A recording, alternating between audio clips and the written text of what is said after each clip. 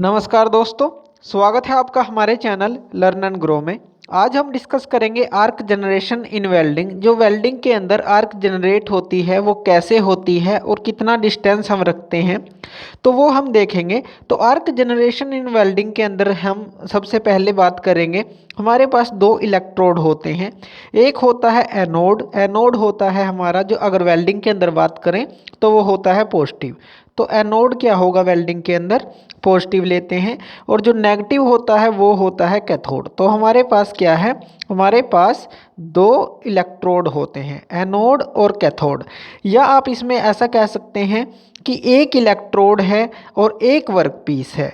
तो इस तरह से हम दोनों को कैथोड और एनोड बना देते हैं। एक को हम वर्कपीस को चार्ज दे देते हैं, अगर पॉजिटिव चार्ज दे देंगे तो वो एनोड बन जाएगा। और इसी तरह से अगर नेगेटिव चार्ज दे देंगे, यानी कि रिवर्स पोलैरिटी दे देंगे, तो नेगेटिव चार्ज उसके पास आ जाएगा। तो यहाँ पे क्या होगा, जब नेगेटिव और पॉजिटिव हैं, अब हमारे पास देखिए ये किसके ऊपर बेस है जो आर्क जनरेशन होती है, ये बेस है इलेक्ट्रॉन थ्योरी के ऊपर।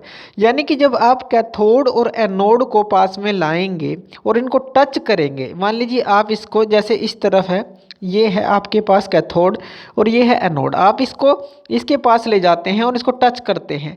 टच करके एकदम से आप इसको ऊपर उठा लेते हैं। जब टच करके आप इसको सेपरेट कर लेंगे थोड़े से स्मॉल डिस्टेंस से, तो क्या होगा, यहाँ पे जो कैथोड है वो इलेक्ट्रॉन को हमारा पॉजिटिव चार्ज की तरफ भेजेगा, यानी कि वो इलेक्ट्रॉन्स को कहाँ भेजेगा, एनोड पे।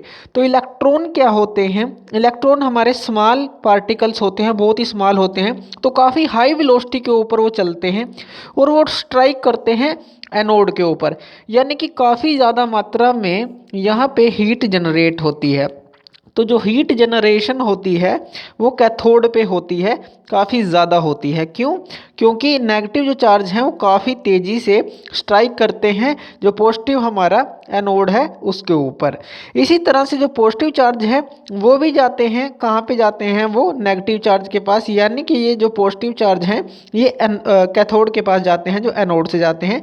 लेकिन इनका इतना फ़र्क नहीं पड़ता जितना इलेक्ट्रॉन्स का इसके ऊपर पड़ता है, यानी कि एनोड के ऊपर पड़ता है। तो लार्ज अमाउंट में हीट जनरेशन यहाँ पे होती है।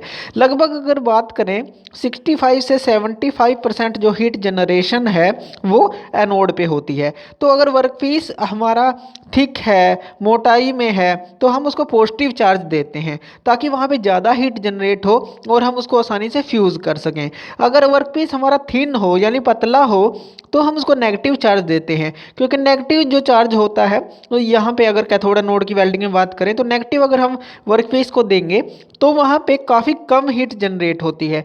तो ये हमें ध्यान रखना होता है।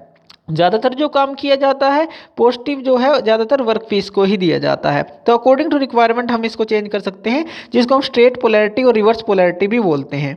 ये हम जो पोलैरिटी की बात कर रहे हैं ये हमारी यूज़ होती है डीसी पावर सप्लाई के अंदर, यानी कि नेगेटिव और पॉजिटिव चार्ज जिसमें हम चेंज कर सकते हैं। एसी के अंदर नहीं होता, क्योंकि एसी तो अपने आप ही जो फेस चेंज करती रहती है, इस तरह से वो चलती है, अपने आप फेस चेंज करती रहती है।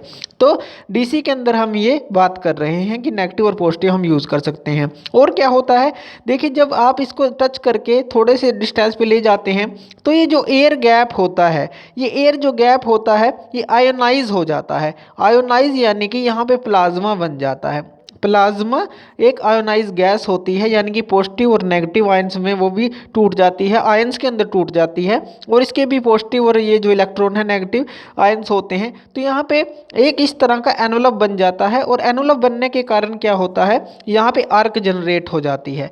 तो इस तरह से जो आर्क का जनरेशन होता है वेल्डिंग के अंदर वो होता है। तो ये था हमारा आर्क जनरेशन इन वेल्डिंग।